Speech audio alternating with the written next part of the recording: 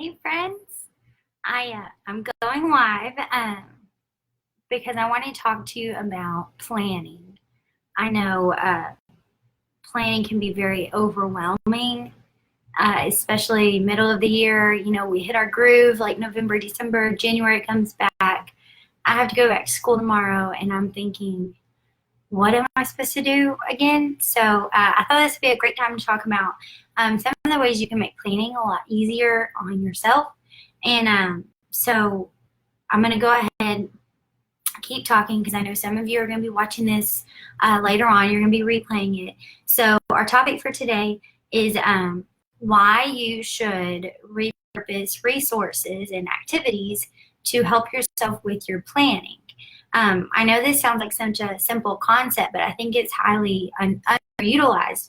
So make sure you stay till the end because I have something that I think you're really going to like that's going to make your job, your life as a teacher just so much easier.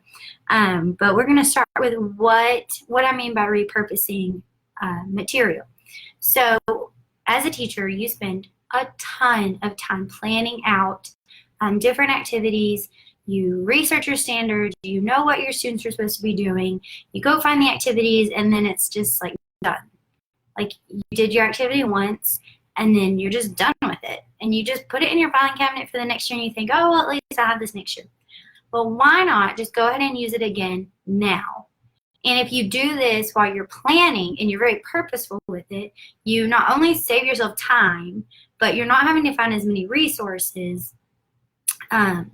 And we'll go over more of the benefits later. But what it is, examples of repurposing. So if I do something whole group, I find a way to integrate that either into independent practice or my small groups or my stations. So an example of that would be, this is one of my activities we use for inferencing.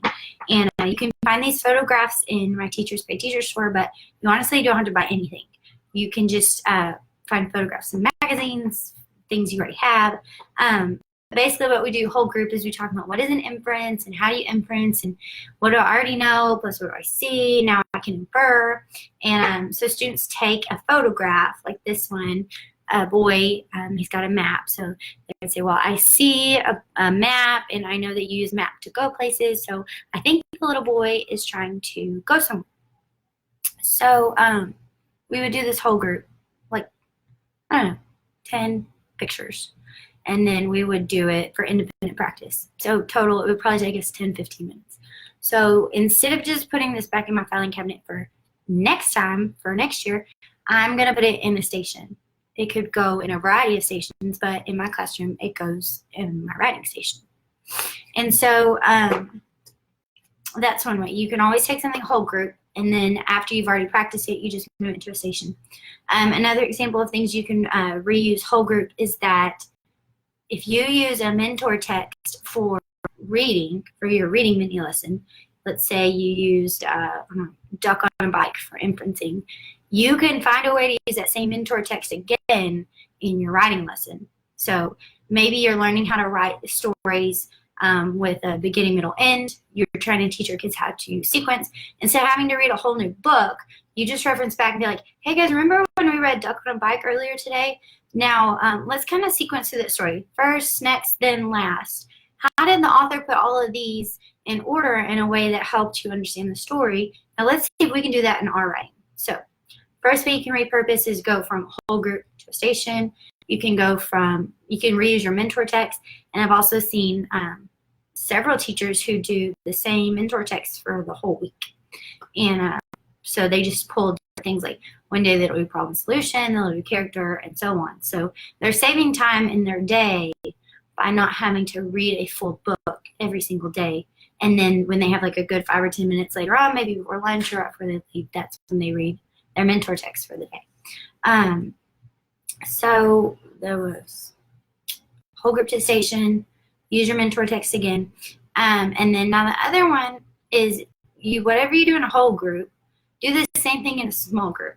So if I'm practicing how to sequence, beginning, middle, end, and I'm using certain sentence stems or focus questions in my whole group, then I need to pull those straight back into my small group.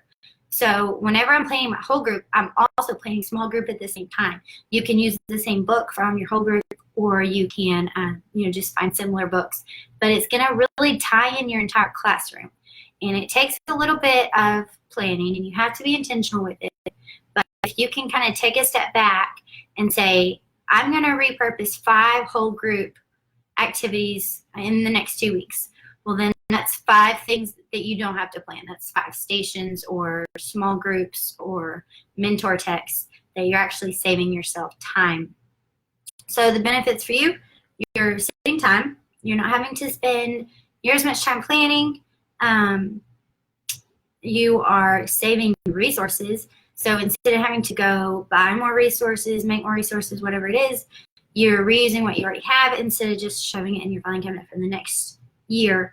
But the most important benefit is your students, because if you are really like integrating the standard into everything that you're doing, you're giving them not one but multiple opportunities to really master a skill or activity. Then the person who's going to benefit the most is your students, because you're really giving them that chance to master a skill, especially those who don't pick it up the first time. So if you love this idea, but you're still not really sure, how to make it work, or you need more examples, then I have something for you that is going to be very exciting. So at the end of the month, I'm opening up my very first membership course. And so basically what this looks like is I'll take you through my secrets of planning. Everyone who knows me knows that I love to plan. I usually plan out for a whole unit. I plan for a whole 9 weeks. I don't just go week by week, and it's very effective. And so I kind of break that down and show you to do it. But the best part of the membership is that every month you're going to have monthly literacy plans sent to your inbox. Things that are going to be centered around a core literacy standard. You're going to be able to take it, print it, and start teaching. At the end of the year, if you've printed them all out, put them in a binder, then you have a year's worth of resources ready to go. So you'll have 4 non-text activities. You're going to have a stations printable. You'll have 4 mentor texts. You'll have comprehension focus questions for each of those. And then you're also going to have just a whole list of comprehension focus questions to first do in your whole group and then repurpose them into your small group. And then just as a bonus, because let's face it, literacy is the hardest thing to plan in your day, and it's going to take up the most time. I also threw in a social studies, a science, and a word work printable that can all be integrated into your writing time. So again, it's going to save you time in your day. You're not going to have to plan very much. You're just going to click, print, and teach. So that's coming at the end of the month. I'm going to put a link on this post. So if you want to sign up now to get on the waiting list, you can. It's going to be really amazing. I can't wait to get it started. And over the next few weeks, you can expect more videos like this, different tips for how you can not get overwhelmed planning, because we need to focus on those relationships, because the relationships, what grade level? I teach first grade. First grade here in Texas. Rebecca, where are you? What do you teach? Hi, Mom. I can tell my mom's on here. Anyway, so that's coming in at the end of the month. It's going to open January 27th. It's only going to be open for a week. So I'll put the waiting list in here. And if you have any questions, ideas, just send me a message.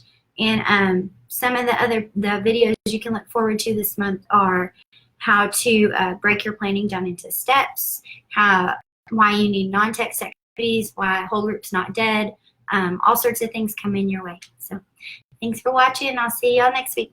Bye, guys.